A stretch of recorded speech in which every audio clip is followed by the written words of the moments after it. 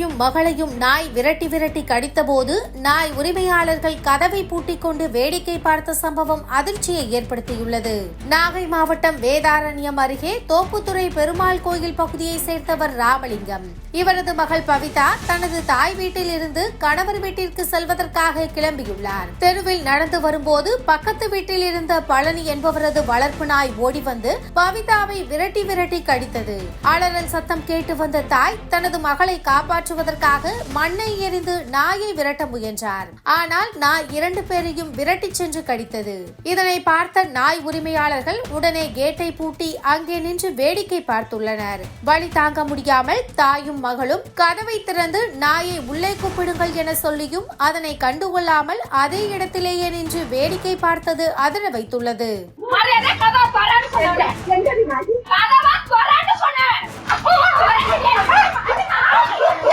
நாய் அவர்களை விடாமல் துரத்தியதால் பவிதா ஒரு கட்டையை எடுத்து நாயை அடித்து விரட்டினார். இந்த சம்பவம் அங்கிருந்த சிசிடிவி காட்சியில் பதிவாகியுள்ளது.